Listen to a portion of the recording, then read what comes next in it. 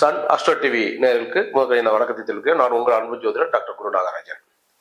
நம்ம இன்னைக்கு பார்க்க போறது என்ன அப்படின்னா, இந்த ஆவணி மாதத்தோட ஜோதிட பலன்கள் பார்க்க போறோம்.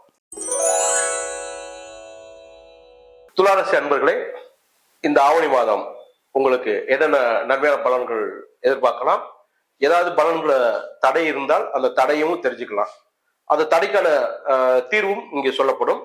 ஸோ இதை நீங்க கவனிச்சு பார்த்துக்கோங்க. இப்ப கன்னிராசியை பொறுத்த மட்டும் ராசியிலேயே சந்திரன் இருக்கிறார். அதாவது இந்த ஆவணி மாதம் பயிற்சி ஆகும்போது, சூரியன் பயிற்சியாகி அந்த சிம்மத்துக்கு வரும் காலத்தில் உங்களோட ராசியிலேயே சந்திரன் இருக்கிறாரு. இது கொஞ்சம் பெருமை. பொதுவா இந்த சந்திர அஷ்டமம் இருக்கு இல்லையா, அதுதான் நம்மளுக்கு தீவிர பலனை தரும் அப்படின்னு நம்ம நினைச்சுக்கிட்டு இருக்கோம். அன்பர்களே, உங்களுக்கு ஒரு முக்கியமான உண்மையை சொல்றேன். சந்திராஷ்டமத்தை விடையும் அதிக தீமையான பலன் தரக்கூடிய ஒரு அமைப்பு இருக்குது என்றால் அது சந்திரன் தனது ராசியிலே வரும்போது கொஞ்சம் தீமையான பலன் தரும். அது ஜென்மத்தில் வரும்போது என்ன காரணம்னா, இந்த சந்திராஷ்டமம் அன்னைக்கு மற்றவனால நமக்கு தீமை நடக்கும். அதை நம்ம சமாளிச்சிடலாம், அடுத்து வந்தான எதிரி தானே சமாளிச்சிடலாம். ஆனா இந்த ஜென்மத்துல இருக்கும்போது பாத்தீங்க அப்படின்னா நம்மளாலேயே நமக்கு தீமை. நம்மளை எப்படி சமாளிக்க, நம்மளால எதிரியாகிறோம். அதான் கதை. தற்பெருமை கூடாது. இந்த மாசம் கவனமா இருங்க. தற்பெருமையா போனீங்க அப்படின்னா நம்மளோட உறவுகள் நம்மளை விட்டு பிரிஞ்சிடும், நம்மளை விட்டு வெளியில போயிடும், அவன் கணக்காண்டா அப்படின்ட்டு போயிடுவாங்க. முக்கியமான இடத்துல நம்மளுக்கு உறவுகள் கை கொடுக்காது. பிகாஸ் ஆஃப் அவர் அந்த கொம்புன்னு சொல்லுவான். அதனால ஜென்மத்தில் வரும்போது மிக மிக கவனமா இருக்கணும். நமக்கு நாம எதிரியா மாறக்கூடாது, நம்ம உறவினர்களை வெறுத்துடக்கூடாது அப்படிங்கிறதுக்காக சொல்றேன்.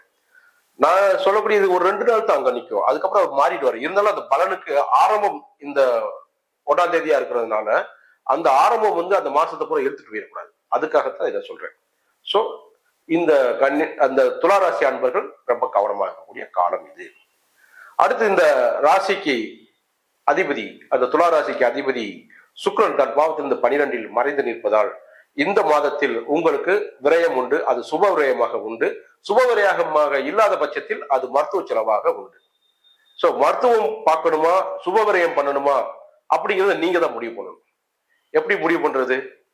கையில காசு இருக்கு, இப்ப ரொம்ப லிக்விட் கேஷ் இருக்கு, வீட்டுல வைக்காதீங்க. ஒண்ணு பேங்க்ல போய் போட்டுருங்க. அப்படி இல்லாத பட்சத்துல அதே காசை ஏதாவது நகை இது மாதிரி சம்பந்தப்பட்ட விஷயங்கள்ல இன்வெஸ்ட்மெண்ட் பண்ணிடுங்க.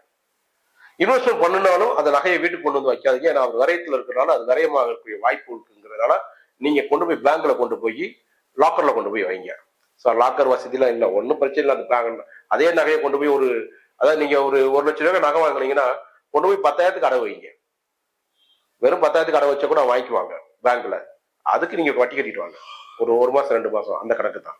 ஸோ பேங்க்ல கொண்டு போய் அந்த நகையை வைப்பதன் மூலமாக நீங்க விரயத்துல இருந்து தப்பிச்சுக்கலாம். இது ஒண்ணு. இல்லாத பட்சத்துல உங்க வீட்டுல ஒரு பொண்ணு சடங்காயிடுச்சு, சடங்கு நடத்தல, ஒருத்தர் மொட்டை போட வேண்டியிருக்கு, ஃபங்க்ஷன் வைக்க வேண்டியிருக்கு, அப்போ முடிய வைக்கி காது குத்தும் ஃபங்க்ஷன் வைங்க. எதுவுமே இல்லைன்னா ஏதாவது ஒரு வசந்த விழா மாதிரியா ஒரு விழா வைங்க. உங்களுக்கு நீண்ட காலமா உங்க குடும்பத்துல அதாவது இன்னும் ஒரு 5 வருஷத்துக்கு 10 வருஷத்துக்கு எதுவும் விழா இல்லை. இப்பெல்லாம் பாத்தீங்கன்னா வசந்த விழான்னு ஒரு விழா வைக்கிறாங்க. கொஞ்சம் சுப விரயம் பண்ணி, அதாவது சொந்தக்காரங்களுக்கு விருந்துக்கு அளித்து அதன் மூலமாக வருமானம் வரும். ஏற்கனவே நம்ம ரொம்ப மொய்யல் இருக்கோம், அந்த மொய்யெல்லாம் வாங்குறதுக்கு இது ஒரு வழியாக இருக்குது. இது எங்களுக்கு தெரிஞ்சு தமிழ்நாட்டுல சவுத் சைட்ல ரொம்ப நடக்குது. உசிலம்பட்டி, தேனி இது மாதிரி ஏரியாக்கள்னா இந்த விழாக்களை நாங்க பார்த்துக்கிட்டு இருக்கோம். அது மாதிரி விழாக்கள் கூடிய சீக்கிரம் தமிழ்நாடு ஃபுல்லா பரவதுக்கு வாய்ப்பு உண்டு. அதாவது எனக்கு அடுத்து வரக்கூடிய 5 வருஷம் 10 வருஷத்துக்கு எங்க வீட்டுல விசேஷம் இல்லை, நான் செஞ்ச மொய்யெல்லாம் வாங்கணும் அப்படின்னா இப்படி ஒரு விழா வைக்கிறாங்க. அது பேர் வசந்த விழா. அதுக்கும் நீங்க செலவழிச்சு தான் செய்யணும். ஒரு மண்டபம் பிடிக்க வேண்டியிருக்கு, சாப்பாடு போட வேண்டியிருக்கு. அப்ப அது சுப விரயம் பண்ணி ஒரு வருமானம் ஈட்டுவது. சோ இது மாதிரி விஷயங்கள் நடப்பது மூலமாக இந்த மாசம் நீங்க ஒரு வருமானத்தை ஈட்டிக்கலாம். இது ஒண்ணு. சரி, அடுத்து 2ஆம் இடம் உங்களோட குடும்பம், வாக்கு, தனவரவு, பணவரவு அப்படின்னு சொல்லக்கூடிய இந்த இடத்துக்கு அதிபதி செவ்வாய் தன் பாவத்திலிருந்து 8ல போய் மறைஞ்சு நிற்கிறாரு. அதே சமயம் இந்த துளாராசியை பொறுத்தவரை 9ஆம் இடத்துல பாகிஸ்தானத்துல இருக்கிறார். சோ இந்த பாகிஸ்தானம் வேலை செய்யும் கண்டிப்பா. அப்ப 2ஆம் இடத்து வருமானம், குடும்பத்தில் புதிய வரவு, இதெல்லாம் அவர் பாக்கியஸ்தானத்தில் இருப்பதனால் இந்த ஸ்தானத்துக்கான பலனை அவர் நிச்சயம் தருவாரு. உங்க குடும்பத்துல புதிய வரவுகள் உண்டு. நாய்க்குட்டி வாங்கி வைக்கலாம், ஃப்ரிட்ஜ் வாங்கலாம், வாஷிங் மிஷின் வாங்கலாம், டிவி வாங்கலாம்.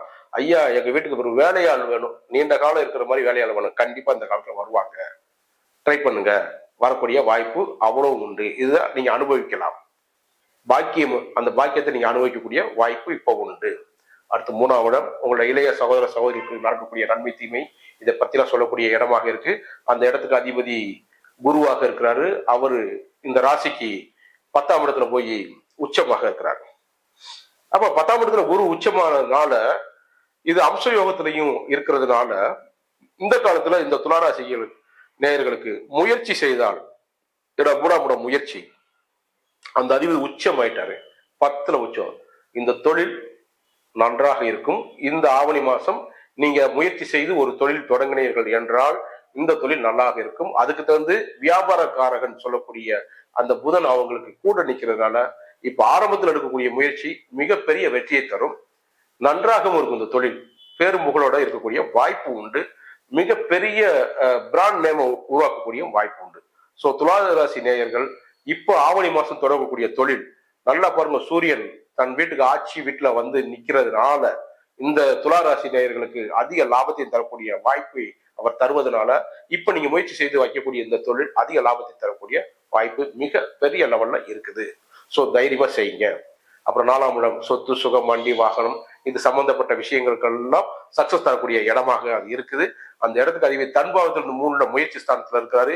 இந்த 4ஆம் பாவத்தை சுபகோளான குரு பார்க்கிறாரு, புதனோட சேர்ந்து பார்க்கிறாரு. இந்த புதன் இந்த ராசியை பொறுத்தபடிக்கும் துளாராசியை பொறுத்தபடிக்கும் பாக்கியாதிபதியாகவும் விரையாதிபதியாகவும் இருக்கிறாரு. அப்ப பாக்கியத்தை முதலில் அவர் தரக்கூடிய வாய்ப்பு உண்டு. ஏன்னா குரு கூட சேர்ந்து இருக்கிறாரு.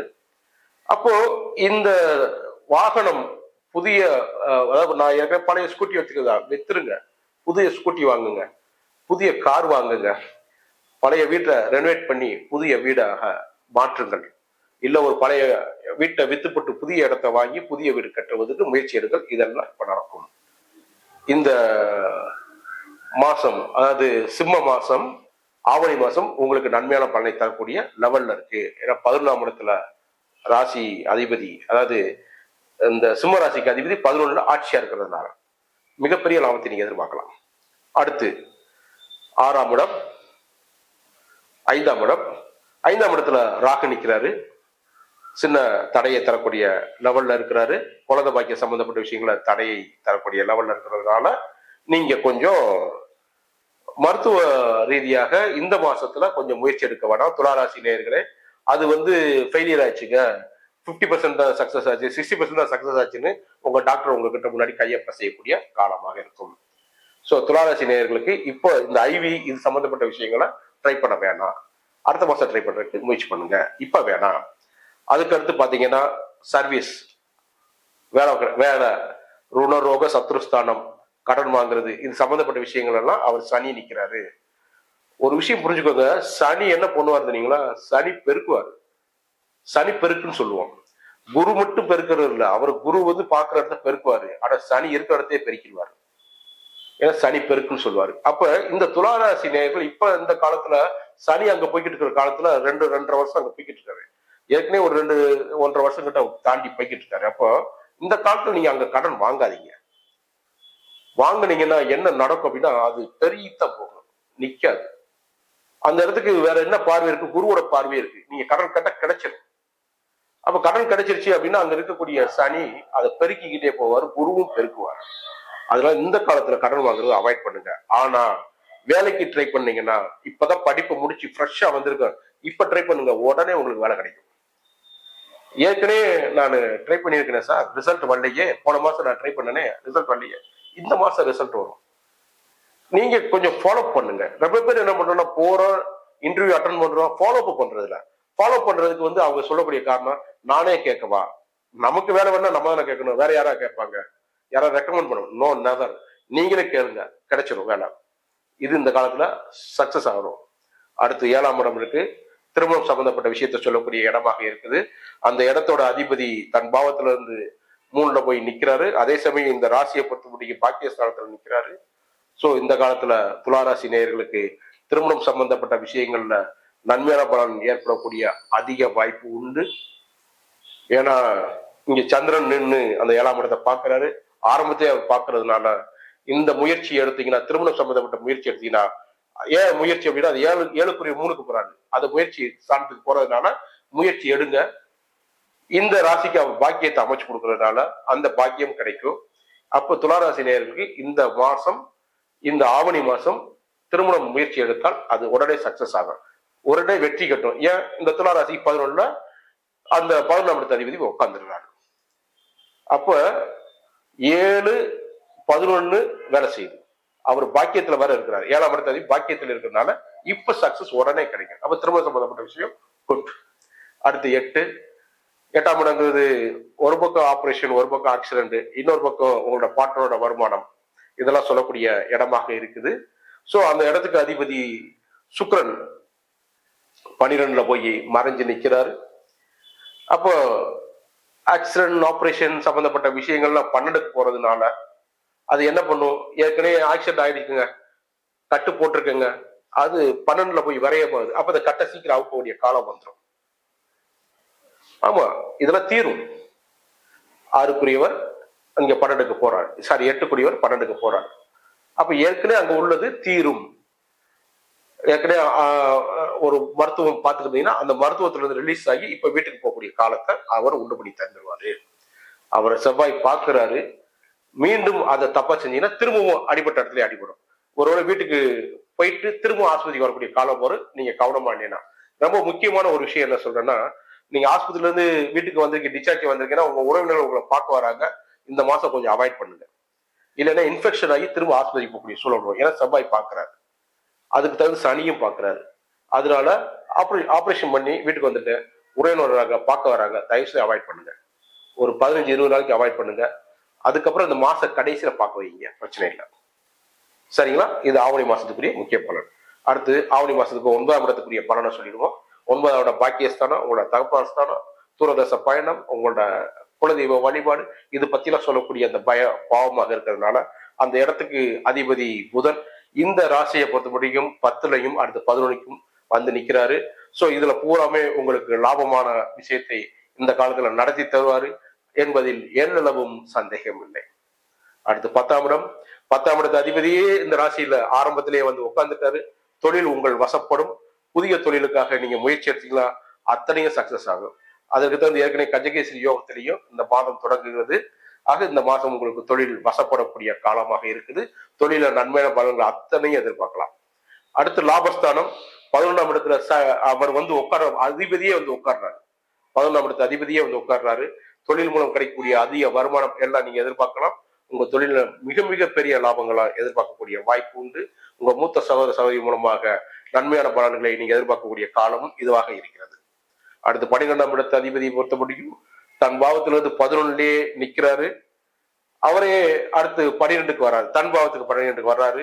ஆனா இந்த ராசியை பொறுத்த முடியும் 10-11ஆக இருக்கிறதுனால இந்த 12ஆம் இடம், அதாவது கொஞ்சம் பணத்தை விரயம் பண்ணி இன்வெஸ்ட்மெண்ட் பண்ணி தொழில் நீங்க தொடங்குனீங்கன்னா அதிகமான லாபத்தை இந்த காலத்தில் எதிர்பார்க்கலாம் என்பதில் எல்லளவும் ஐயமில்லை. இது ஆவணி மாதக்கூடிய பலனாக இருக்கிறது துளாராசி நேயர்களுக்கு. நன்றி, வணக்கம், வாழ்வளமுடன்.